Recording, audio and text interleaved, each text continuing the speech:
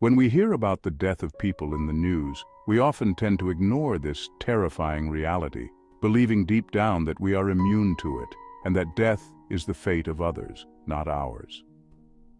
When someone dear to us dies, it can feel unreal. For some, accepting the loss is so difficult that they continue to hear the person's voice and interact with them as if they were still alive. This phenomenon, known as hallucinations of bereavement, affects 30% to 60% of those who have lost a spouse. In a study published in the Omega Journal of Death and Dying, researchers interviewed people who had recently lost a loved one. They compared the time it took for them to overcome the shock and return to their normal lives. Surprisingly, those who talked to and heard the voices of the deceased recovered more quickly. So it seems that hallucinations can be beneficial in helping us forget the past and live our lives normally. So why keep them as mere hallucinations? Why not truly talk to the dead? Wait a minute, I haven't shocked you yet. I want you to think about why we don't revive the dead. Calm down, because what I'm about to say is real, not science fiction.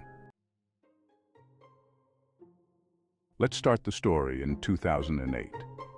A group of Japanese researchers managed to clone a group of mice by taking their DNA from cells in their brains and placing these cells into stem cells. The DNA of any mouse contains all the information about the mouse, including its color, size, and gender. The scientists inserted this DNA into a stem cell, which has the ability to transform into any type of cell found in the mouse's body. They then stimulated the stem cell to divide and create copies of the mouse's DNA. As a result, the stem cells divided repeatedly, each containing the DNA of the mouse the scientists wanted to clone. At this stage, the scientists had stem cells dividing, carrying the desired mouse's DNA. These stem cells eventually developed into an embryo, which could be implanted into the womb of a female mouse, allowing it to grow and be born as a normal mouse. However, this resulting mouse was not just any mouse. It possessed the exact DNA of the original mouse, making it an exact replica. Thus, the mouse was fully cloned. And the question here is, what's so amazing about that? If we go back to 1996, we cloned an entire sheep, the famous Dolly. We cloned a cat in 2001 and a dog in 2005. Now, after all these advancements in 2008, we cloned a mouse and are excited about this achievement. Really? But wait a minute, there's a detail you might have missed. All the previous cloning experiments used DNA from living animals, but this time, the DNA was taken from a dead mouse that had been frozen for 16 years. The greatness here lies in the fact that these mice were frozen after they died, and after 16 years we took their DNA and made clones of them. This means we recreated these mice from scratch, and the new mice lived their lives normally and were able to reproduce successfully. So, if the technology exists, what are we waiting for? In fact, nothing, and scientists are working on this topic. There are companies like Vision Pet Imaging and my friend again, the dog cloning company, that offer cloning services for deceased dogs and cats. It is an expensive service, but it is available. But this is not what we are waiting for. Let's think a little. Why not take cells from the brain of someone like Einstein? For those who don't know, his brain is preserved at the Mutter Museum in Philadelphia. What do you think about bringing Einstein back to life? Unfortunately, the process is not easy at all, and we will encounter some obstacles. First, the cloning process is very delicate and sensitive, with a low success rate. For the Japanese team to successfully clone 4 mice, they had to repeat the process 453 times, and in the end, these are just mice. Imagine if we were talking about humans. It would certainly be a complex and extremely costly process because stem cells are very expensive. But let's assume you are the next Elon Musk and you manage to secure enough funds and technology to increase the success rate of such a complex cloning process. However, we definitely recommend budgeting for a successful lawyer because you will face some legal issues. Human cloning is banned and prohibited in more than 40 countries around the world. And if you think there are many countries in the world, and not just 40, unfortunately, These are the countries that have the capability and technology to perform this cloning. Countries like England, France, South Korea, and most states in America have the technology, but strict laws prohibit it. However, there is one country with the technology that does not ban human cloning, and that is China. They might have conducted human cloning, or they might not have. We cannot know the answer to this question. They have some announced experiments where they cloned 2 monkeys in 2018. So it's evident that cloning isn't currently a practical method, particularly because the cloned individual would begin life as an infant. For instance, if one were to clone someone like Einstein, the result would be a baby Einstein who could potentially encounter unfavorable circumstances and become involved in arms or drug trafficking, depending on the environment around him. This highlights the perpetual debate between genetics and environmental influences. We need a method that brings back the deceased with their personality and memories intact. We want to speak to the same person who died. Don't worry, the solution exists.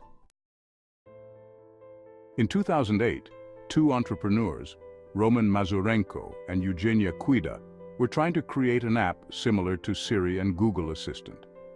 The difference was that it would gather all its information from you, learn about you, and interact with you. In 2015, Roman, a friend of Eugenia, died in a car accident in Moscow. The news was shocking. Roman was known for having a large social circle, and his friends wanted to do something to immortalize his name due to his significant impact on those around him. Some wanted to write a book about his life, while others wanted to make a film. But Eugenia thought of something bigger. Since the beginning of civilization, humans have left behind a legacy after their death. Whether it be intellectual legacies in the form of books and theories, properties, money, or even family. But since the beginning of the 21st century, humans have started leaving behind a new kind of legacy. Humans now have an electronic legacy on the internet. Every post you publish on Instagram, every video on YouTube, and every conversation with friends will remain after your death. About 30 million Facebook users are currently dead. And according to some estimates, if Facebook continues to exist by the year 2070, the number of deceased users with accounts on Facebook will outnumber the actual living users. So, Facebook has introduced an option to report a user's death, which turns their account into a memorial that you can visit whenever you want to remember them. This is the idea Eugenia wanted to implement 2 months after Roman's death. Eugenia decided to create a digital version of Roman, but how? Simply, Eugenia developed a program and uploaded all the messages Roman had sent her into it. Since the program could learn from interactions, the application learned Roman's writing style, especially the unique expressions and words he invented. The application used these phrases to mimic Roman. Imagine it not only learns but also imitates and emulates him. Gradually, Eugenia started adding more information to the application, such as photos and messages between her and Roman. All this made the application mimic him more and more accurately. Roman's friends who used the application were amazed by its accuracy and found it positively impactful, to the point that it alleviated their guilt about not spending enough time with Roman before he died. Eugenia then created another application called Replika, which interacts with you, learns from you, and mimics you. Replika creates a digital version of you that continues after your death. The more you talk to it, the more it learns from you. Can you imagine how powerful this is? We have always feared that artificial intelligence would replace us at work, leaving us unemployed, and now AI might one day replace us at home too. While Replika is amazing and all, it's not exactly what we want. We want to talk to the deceased face to face, not just through text. We want to feel their physical presence, not just their spiritual one. Again, don't worry. I have the solution. In 2004, the Terrasim Movement Foundation was established as a non-profit organization that aims to achieve 2 hypotheses. The first hypothesis is that we can collect all possible information about a person and store it in a mind file, which can be used to simulate this person in the future. This is similar to what Eugenia did. The second and more important hypothesis is that we can download this mind file into a robotic body that can not only talk like the person, but also move and interact with the outside world just like them. In 2007, work began on a robot that mimicked the founder's wife, and in 2010, Bina 48 was introduced to the world. Bina 48 did not have a full body, but it was a significant step, being so realistic that she became the first AI to attend university. In 2017, she took a philosophy of love course at the University of California and has a page on the platform X, formerly known as Twitter. So where's the resurrection in this? While this isn't exactly resurrecting the dead, we can easily take information from someone like Roman and put it into a robot like Bina 48, creating a living version of them. While it's still a robot, it can interact with the world.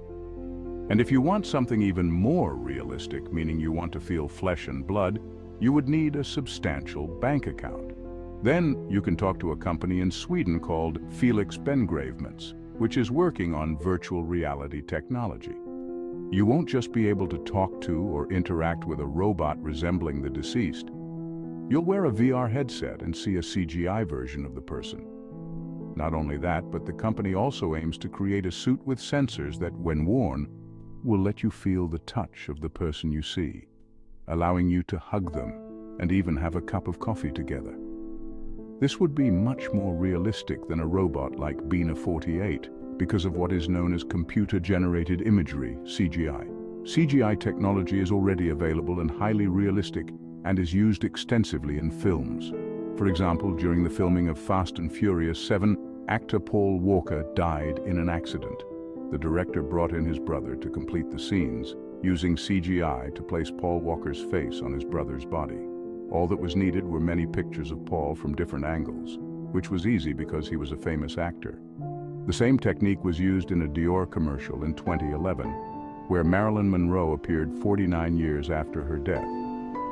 Ultimately, the technology is available, but its application needs further development. In the future, we might reach the point where we can directly and realistically revive the dead, or even create robots that perfectly mimic humans, like those in the series Westworld. In the end, there are always many legal and ethical issues that need to be deeply studied and considered. And I'm thinking of something important here. Does a deceased person want to live again? Do we, as humanity, have the right to offer such technology? All these experiments are significant attempts to change the traditional concept of death as we know it.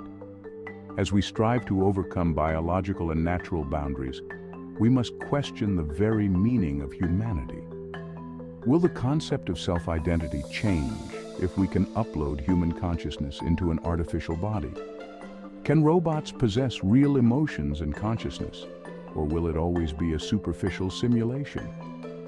Delving into these ideas pushes us to reconsider the values and principles that form the essence of our human existence. Thank you for staying with us until this moment. Do not forget to subscribe and support us with the like button and wait for our upcoming works.